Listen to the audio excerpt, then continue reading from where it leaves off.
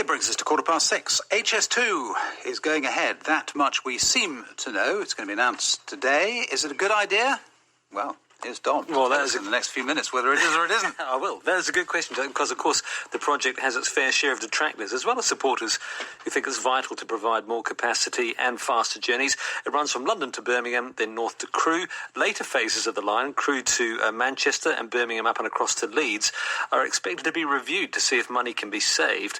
Also, this morning we're going to talk about whether the government has given up on frictionless trade between the UK and the EU. And can a machine work out what Mark Carney or another central banker really means when they give a speech? But first, HS2. Doug Thornton is the former head of property at HS2. He joins us from Leicester. And with me in the studio is Darren Caplan, who's the chief executive of the Railway Industry Association and a member of the High Speed Rail Group, all companies that contribute to the high-speed rail industry. Doug, if I could start with you, it looks like it is going to be given the go-ahead this morning. Are you happy about that? I mean, I think it's obviously at the Prime Minister's prerogative whether the scheme is given the go-ahead or not. We'll have to see what terms Boris approves the scheme on, or whether it's just a simple go and deliver it and get on and you build the railway. And Darren, I suppose your members will be over the moon, as they say. Well, if the reports are correct, we'll be over the moon, but also will the communities and towns across the country that benefit from it. The capacity increases you get from HS2 are transformational. So when you get HS2, you don't just get a new railway line, you increase capacity on the East Coast Main Line, the Midlands Main Line, the West Coast Main Line.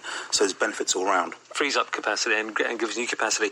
The main problem, though, Darren, with HS2 has been the moving numbers. It started off at one budget, then it's moved 3 or 4 times since then. Can we have any confidence that spending this money, that it won't get even larger? Well, there's always issues when it comes to these kind of schemes. I mean, the very fact we've had project delays means you get inflation, there's been challenging ground conditions, changes to scope, environmental mitigations, which make it drive the costs up. But the benefits massively outweigh the cost for schemes like this. So we're looking at $500,000. But the most recent analysis shows that the benefits only just outweigh the cost. And in fact, there'd be much better uses of this money elsewhere. Well, Alan Cook did a stock take. He's the chairman of HS2, did a stock take last year, and it showed the benefits were massively undervalued. So we weren't looking at 500,000 jobs, then we were looking at 90,000 homes. So there's a lot of benefits, but there's also huge connectivity benefits. So a lot of people think it's just about London, Birmingham, Manchester, Leeds. But if you there'll be a little latitude, there's a load more towns and cities that benefit from it as well. So Coventry, Shrewsbury, Leicester, Leamington Spa, Nottingham, Newark, places like that. So the benefits are massive. Doug, one of the problems about HS2 has been these rising costs, which talks really to the governance of the scheme. Could you tell us about your own experience when you worked there as head of property and how you eventually came to leave? Yeah, I mean, I think, we've already seen Boris this month describe HS2 Limited as profligate and hopeless. And it seems that, there's an emerging real breakdown of trust between Downing Street and HS2 Limited. And, that's not a surprise. I mean, we have seen numbers galloping over the last 6 months from 57 billion pounds to 106 billion pounds, a 50 billion pound black hole. So your own personal experience, when you were working there, you were asked to bring some numbers to the board that you didn't quite believe in? Yeah, absolutely. I mean, I was asked to mislead HS2's board back in 2015 before Royal Assent. So, I think the problem has been a deep-seated problem in HS2 Limited for a number of years. That it's coming out now is no surprise to me. Would you describe it as a conspiracy of optimism, which is not unusual amongst people who want to get something built, or something a bit darker?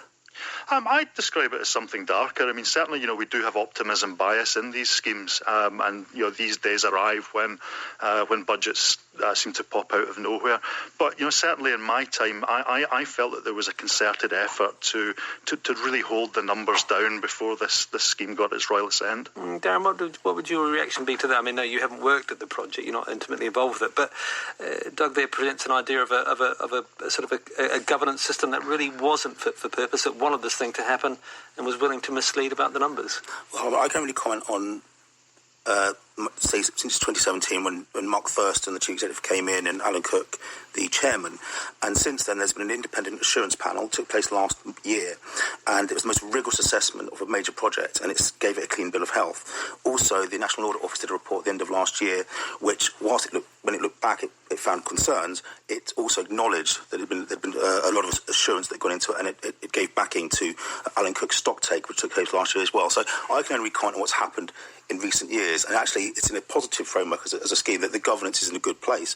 But again, I keep coming back to, we mustn't lose sight of the big picture here. Every major project has had negatives as you lead up to it, and you wouldn't have had M25, you wouldn't have had the M1, you wouldn't have airports being expanded if you didn't have bold visions, and that's what we've got to deliver.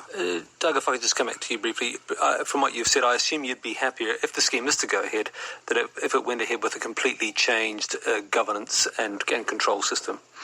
Yes, I think the public would expect that when we're spending so much public money on this one single investment.